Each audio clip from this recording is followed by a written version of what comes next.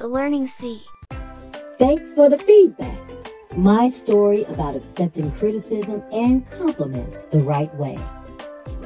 By Julia Cook, illustrated by Kelsey DeWeird.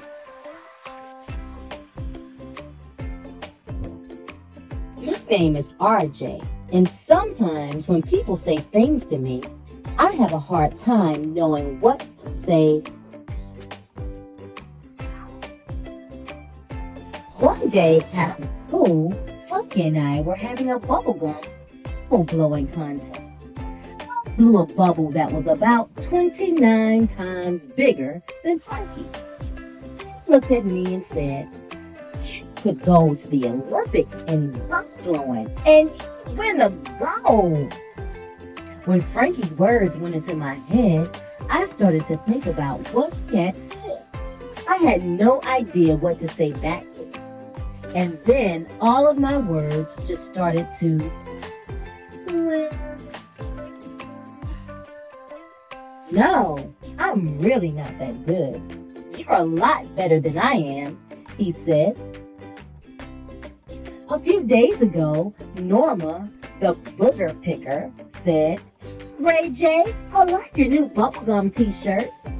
Norma actually said something nice to me, but she never did that. When Norma's words went into my head, I started to think about what she said. I had no idea what to say back to her. Then all of my words turned into a blur. "You just like it because it's green," I said. "The same color as your boogers." Norma blew on her bangs, rolled her eyes at me, and walked away. Then she didn't talk to me for the rest of the day, which isn't such a bad thing. Then, yesterday, when we were playing soccer at recess, Sam said, "Hey RJ, you need to kick the ball with more of the side of your foot when you shoot instead of using your toes." When Sam's words went into my head, I started to think about what he said. I had no idea what to say back to him. Then all of my words just started to swim. "What do you know about shooting?" I said. "You're a goalie, not a forward." Sam gave me a weird look. He shook his head, wrinkled his eyebrows, and walked away. He wouldn't even sit by me at lunch. And that's a bad thing because I ended up sitting by Norma, queen of the silent treatment.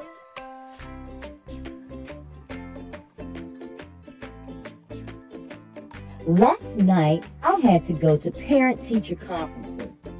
I have no idea why I had to go. I'm not a parent or a teacher. "RJ," said my teacher as we all took a seat, "having you as my student is such a great treat." "Who? Me?" "You're doing such a great job when it comes to spelling, and I'm very impressed with your storytelling." "You are?" "You're also keeping your desk a whole lot neater. And at our school play, you were an excellent greeter." "I was?" "Jay, when it comes to your math, I just can't say enough.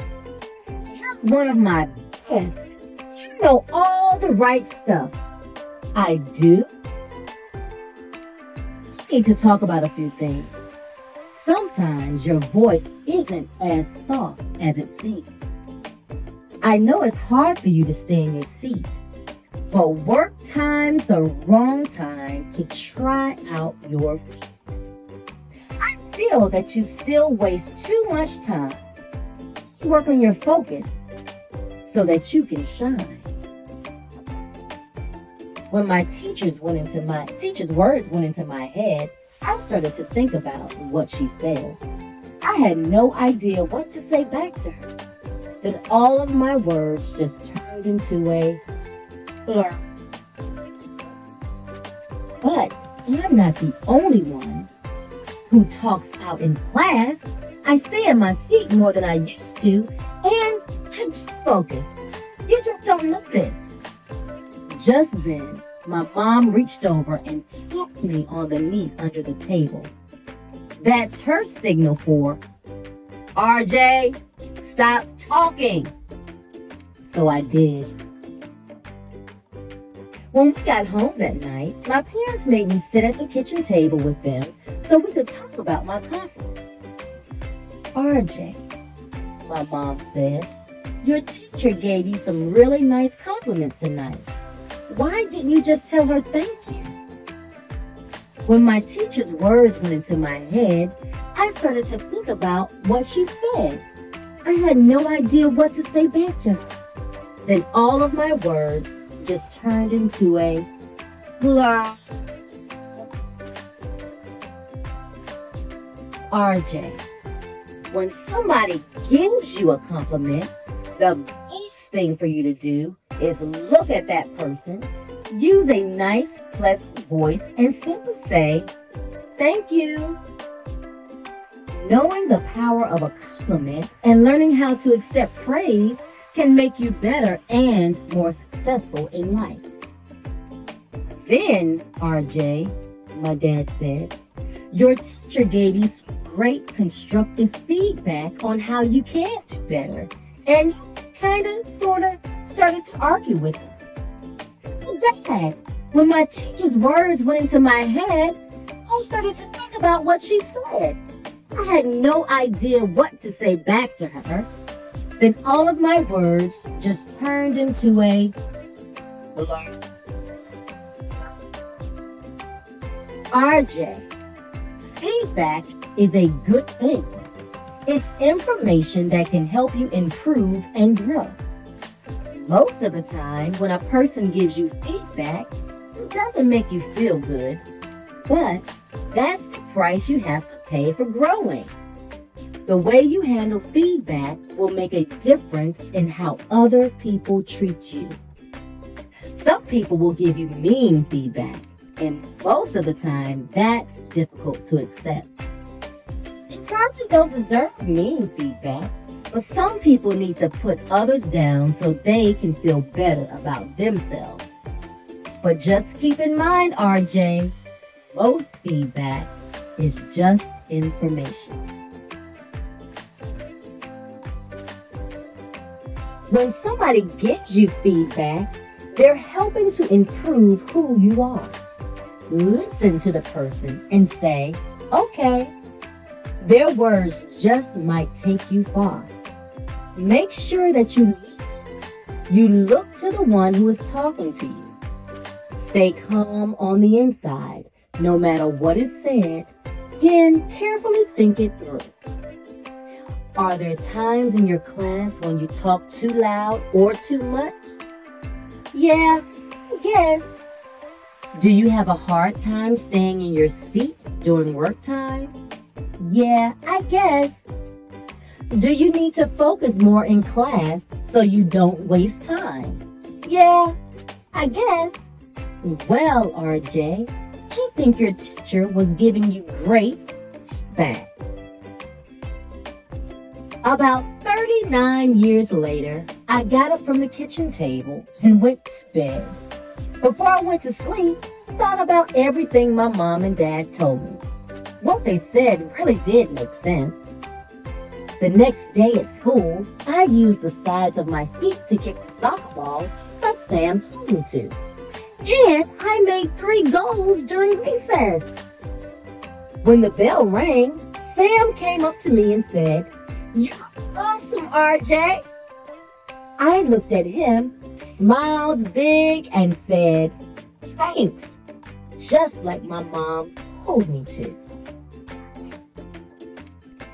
During work time, when my teacher gave me the special signal for sit down, stop talking, and start working, I picked up on it right away.